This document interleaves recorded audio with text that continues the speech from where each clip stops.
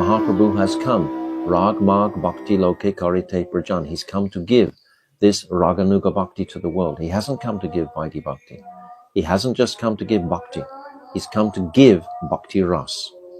It's phenomenal, the gift of Mahaprabhu, when we consider it properly, how in this most dark age of Kali, this remarkable gift of Raganuga Bhakti has descended to the conditioned souls in such a way, so sweet.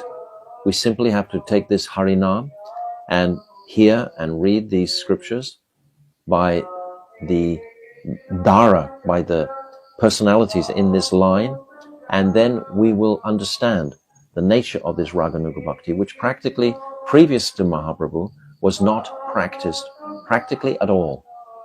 It was all Vaidhi Bhakti, Vaidhi Marg. Krishna, he comes, Leela Purushottam, he comes to taste his own Leela. And when he leaves this world, there are many descriptions about his other activities outside of Braj, because the Braj activities are so confidential. They're not broadcast widely. Uddhav, he got some glimpse of that. Only Uddhav. Practically no one else. Akrura he visited. But no one really got the deepest taste of what is the nature of this ras vichar, this mood of Krishna and the interacting in Madhurya realm, in the realm, the kingdom of Madhurya. Mother Yashoda, for example, this Vatsalya. Queen Kunti is completely bewildered when Mother Yashoda is binding Krishna. Krishna is the Supreme Personality of Godhead. This is the distinction between Raganuga and Vaidhi. In Vaidhi we are afraid, and it's governed by fear. And our mood is to be afraid of the Supreme Personality of Godhead. So he has composed this Prema Vivart. It was practically the only book that he composed. And Swarup Damodar questions him, oh, what are you writing? Who are you writing this book for? And Jagadananda is saying at the beginning of this Prema Vivart, I'm just writing it for my own purification. I'm not, so in other words, it's not coated with any type of mood of prachishta or anything of that nature. It's just coming from Jagadananda's heart about what he perceives as the crooked nature of prem. And of course, he is in his transcendental identity, Satyabhama, who is Sri Radhika in Vrindavan.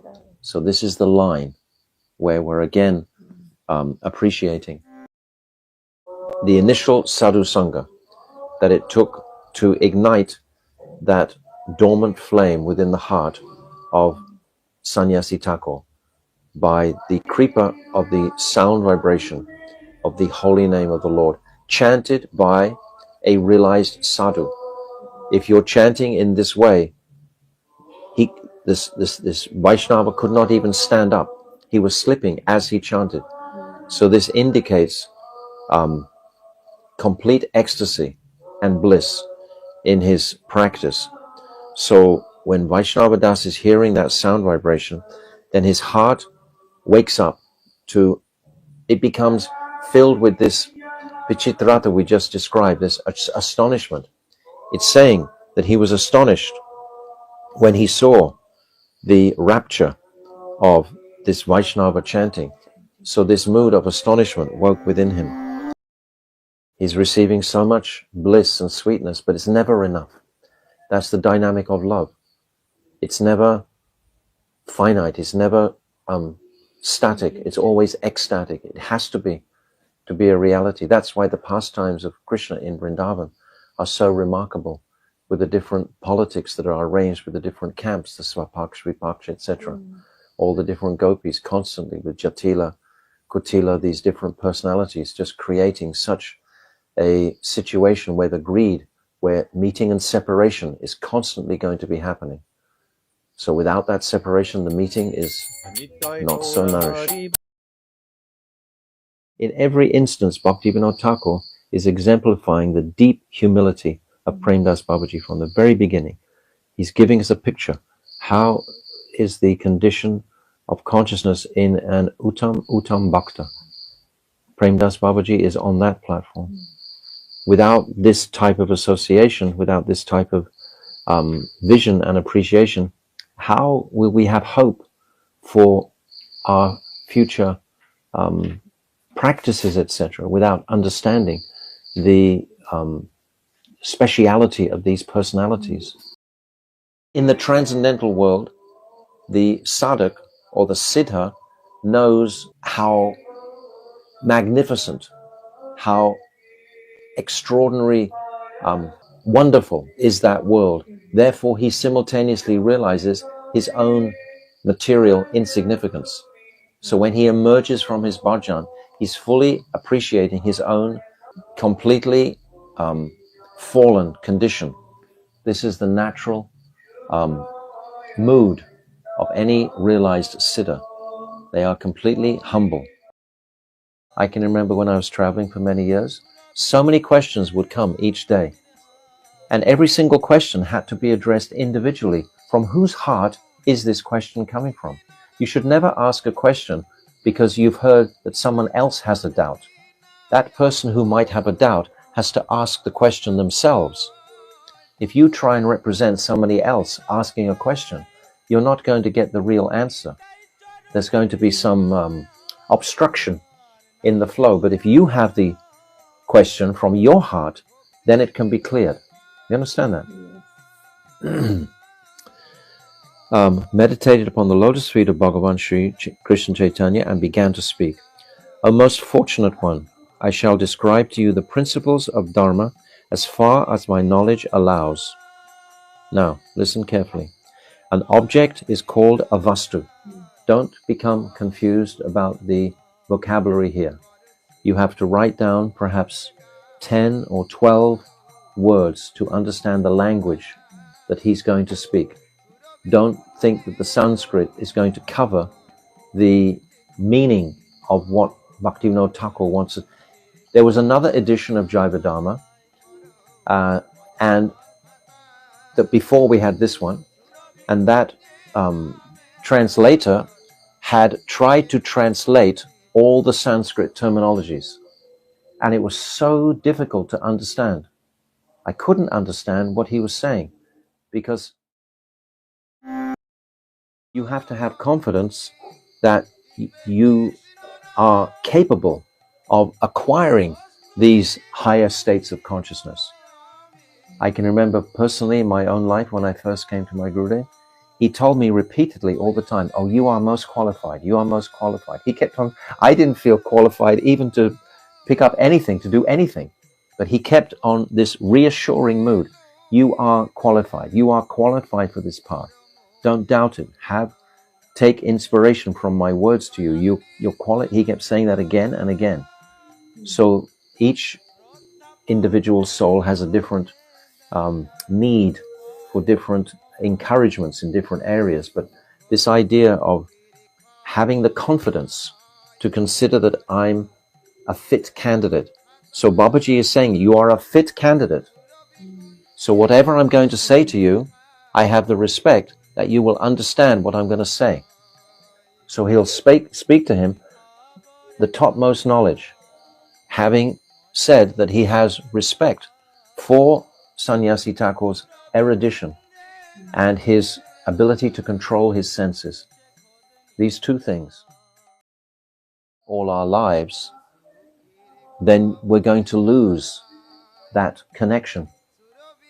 Krishna will give us the mercy to experience different spiritual states. All the bhaktas will get mercy. But if you try to run back into your material, apparent, secure shelter of material thinking, then you're going to lose that. That's why courage is called for on this path. Courage and conviction. Bhaktivinoda Thakur is talking about faithful. Where is our faith? Is our faith more planted in this material world? We get a realization of some spiritual concept. Oh, no, that's too high. Let me run back to mummy. Let me run back to my home life, Let me run back to that mentality like a baby. Right? You understand what I'm saying? Yeah, it happens like that. So we have to have courage. And if we have association, then of course it's a lot easier. to stay in those higher stages of consciousness. And then we'll go to a higher stage still, etc., etc. The sannyasi said, I have offered my body to your lotus feet. Why do you speak of a few days only? My anxious prayer is that I may serve you until I give up this body. In other words, life and death, die to live. Sannyasi Thakur has come forever. He hasn't come on a one-way ticket like a tourist or something like this. He's come forever to dive deeply into this path of Braja Prem and Prem Bhakti. He's come fully for this, and that means you have to give your whole life for that. So he's a completely serious sadhak. There's nothing else going on for him. Challenging Tadvidi Pranipatena Pranipashena Sevaya. This verse my Gurudev was quoting. Don't come with a challenging mentality. How can you challenge the supreme absolute truth? That means you think you're better than the truth.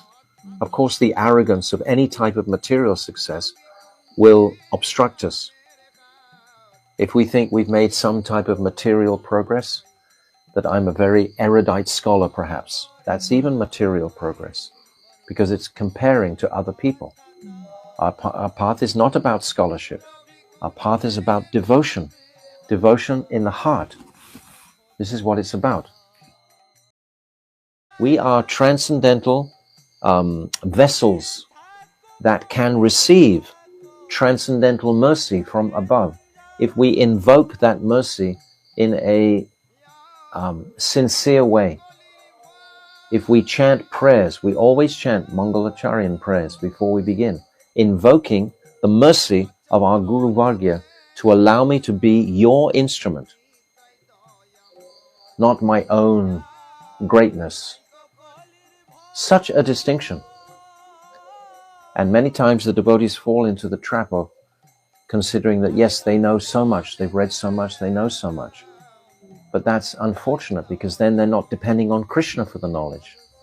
Because every single question we're ever asked, in practically every instance, we've never heard it quite like that before.